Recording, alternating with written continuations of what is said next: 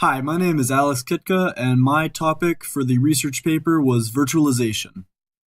Now, a lot of people don't know what virtualization is, and frankly, I didn't know very much about it before I started this research.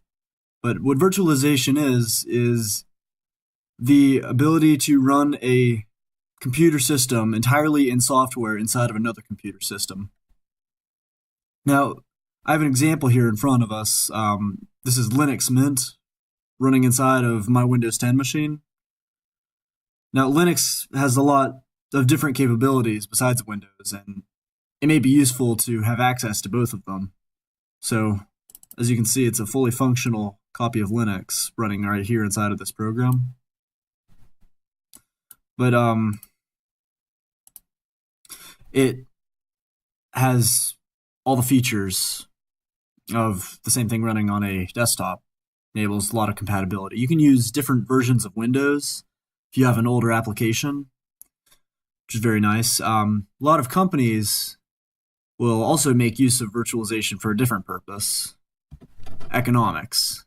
And that is because they will have, back in the olden days, when they would need to run an application, they would have to buy a different server for each application that they would run.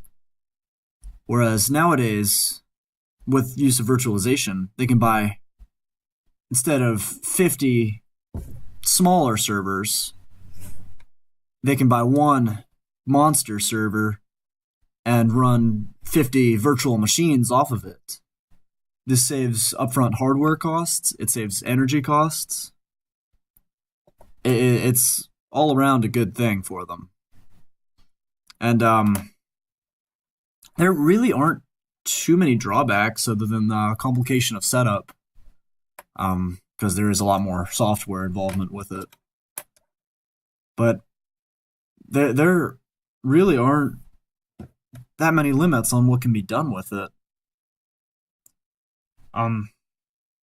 It's much more secure. A lot of times, security professionals will, when they're testing out a new strategy, they'll use virtual machines to make a mock-up of the production network to test their strategies on and even detonate malicious code that they find, instead of putting the production network at risk.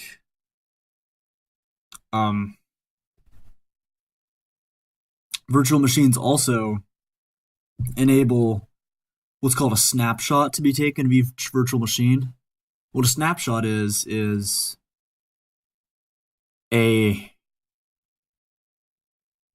what it sounds like. It's a recording of what that virtual machine is at that particular time, and if it becomes messed up in the future, then that snapshot can be referred to, and actually the virtual machine can be restored to exactly what that snapshot was and be exactly what was needed.